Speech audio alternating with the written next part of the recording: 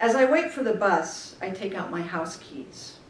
I look at them in my hand and wonder what I'm doing. I put them back in my pocket. Am I even at the right bus stop? I look at my watch, but I mean to look at the bus sign. Bus sign. God, Allie, focus. Yeah, the 6 and the 12, I'm here. Eli hates it that I take the bus to and from the theater, but I like the feeling of being connected to the city this way. Besides, it's a 15-minute bus ride from the front of the theater to the corner by our condo. Eli says it's too late for a woman to take the bus in downtown. Too dangerous. Well, I guess I like the danger.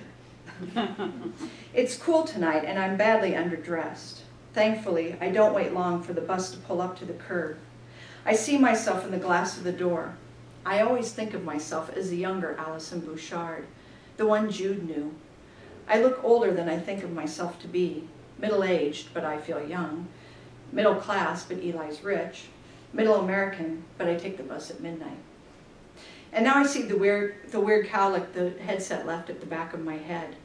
I try to smooth down my short brown hair. The door opens with a whoosh of air. Warmth seeps out of the bus. I look out the dingy window and watch downtown pass by. A gay bar, a strip club, a parking ramp. I hate this part of downtown. It's so outside my life. I close my eyes. I'm suddenly tired. The eyes so heavy I can't keep them open tired. The bus jumps and my head bounces, but I keep my eyes closed. It just feels good.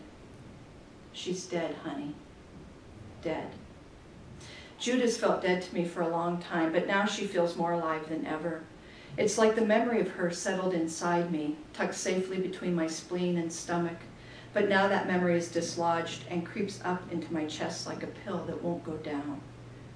Allison bullshit, she whispers in my ear. I haven't thought of how she called me that in a long time. She gave me that nickname the first night we talked to each other at the grocery store where I worked. It was September and cold and rainy, very cold for Hamline, Nebraska at that time of year. Jude came into the store, her clothes heavy and wet, hair dripping water, shoes squeaking on the linoleum. She was shivering under her usual I don't give a shit attitude. I recognized her from school, but we had never talked before. I had never noticed the dark circles beneath her eyes or even how slender she was. Her shoulder blades and hip bones stuck out through her wet clothes. I think in some ways she always scared me. She looked tough and angry. Everyone stayed out of her way at school. She was there, but she wasn't there. We noticed her, but we didn't acknowledge her. After she and I became friends, I understood it. She didn't want anyone to notice her, not her bruises, her scars, her tears. She wanted to disappear. And I was all innocent with my little fantasy life, the fantasy life that spilled into my real life as I introduced myself with my full name. I'm Allison Bouchard. I'd say it proudly, my voice taking on all of my French ancestry. My family pronounced our last name like any good Midwesterner, with a hard R and a hard D, Bouchard. It was in my freshman year French class that I learned how to say the family name properly. I'm Allison Bouchard. It was as if my name canceled out my reality. Bouchard was not the name of the family who lived in a run-down house on a gravel road by the railroad tracks at the edge of town. I was not the girl who had to call the truck stop in the middle of her mother's workday to report that the electricity was shut off again. I was not the girl who had to pick up the phone and lie to bill collectors, telling them my parents weren't home. Eric Bouchard, my father, was not the man who worked 40-plus hours a week at the slaughterhouse, picking up overtime whenever he could. And my mother, Mary Bouchard, was not the woman who dropped out of high school because she just gave up. The Bouchard children, my two younger siblings and I, did not make sport of banging on the ceiling with a broom handle to listen to rats scurry around in the attic. We were not the family who frantically placed pots and pans around the second floor of the house when it rained, listening to the ping, ping, ping of water dropping through the stormy night. No, I am Allison Bouchard, conveyed the person I wanted to be, the person whose life I dreamed about. Allison Bouchard was the daughter of Eric and Mary Bouchard, whose family came over from France long ago to live in New Orleans. I spent hours at the library constructing this story, poring over books on New Orleans history, reinventing myself. I am Allison Bouchard, was a girl who lived in a fine mansion off Prytania Street in the Garden District of New Orleans. My mother was an interior decorator, just like Doris Day in Pillow Talk. And my father was a judge who worked with the civil rights movement in the 60s. Our house had a cornstalk fence. It's the famous short Favreau house, but I recreated it as a Perrier-Bouchard house. I wasn't very inventive with my French names. My parents entertained often, and guests would lounge around on either the front porch or the second floor porch on hot summer nights in their fine white pressed linens. The men would smoke cigars while the women sipped on mint juleps. At the side of the house were these huge semicircle balconies, upstairs and downstairs. That's where my siblings and friends liked to play when we weren't playing on the tire swing hanging from the huge magnolia tree out back.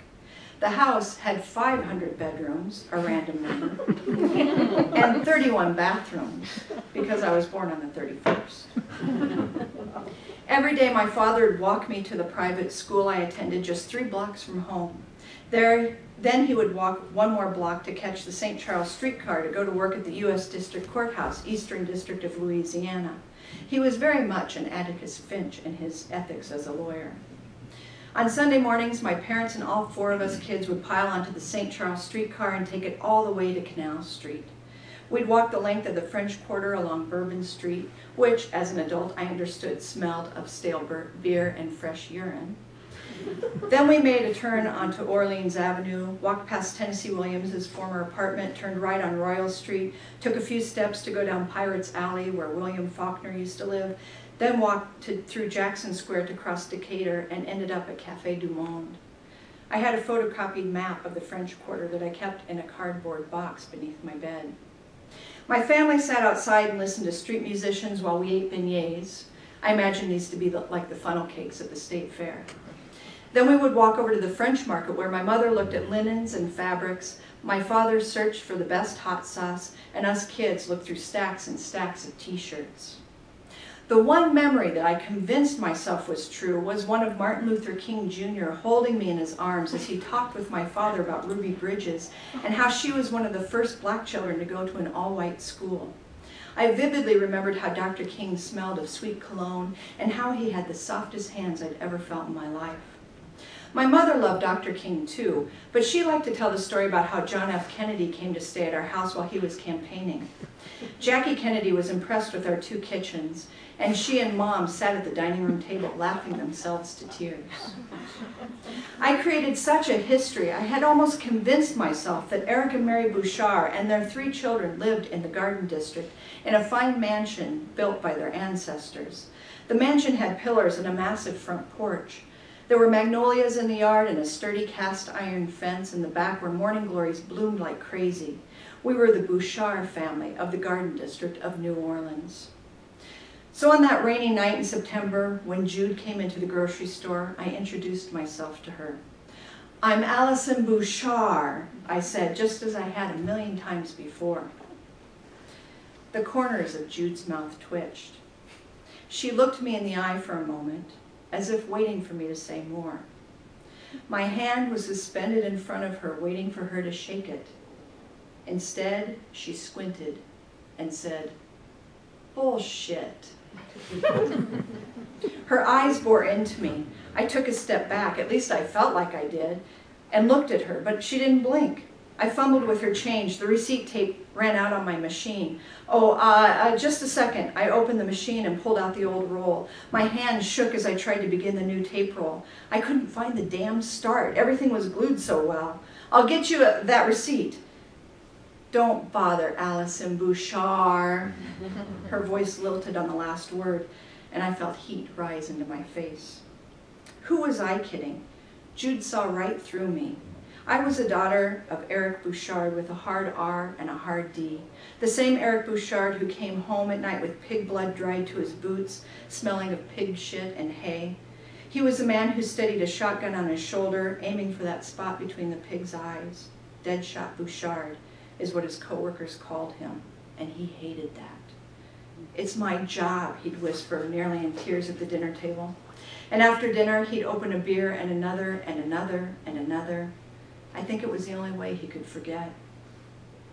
My mother, Mary Bouchard, was the woman who dropped out of high school because she couldn't read well enough to feel good about herself. She was a woman who wore baggy clothing to hide her young figure and then put her energy into standing her ground all day so that by the time she came home, there was nothing left for us.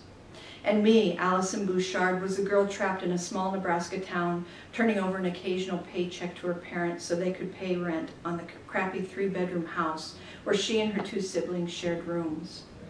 Allison Bouchard was the daughter who woke up to hear pigs screaming as they were led to her father, who worked across the railroad tracks at the slaughterhouse.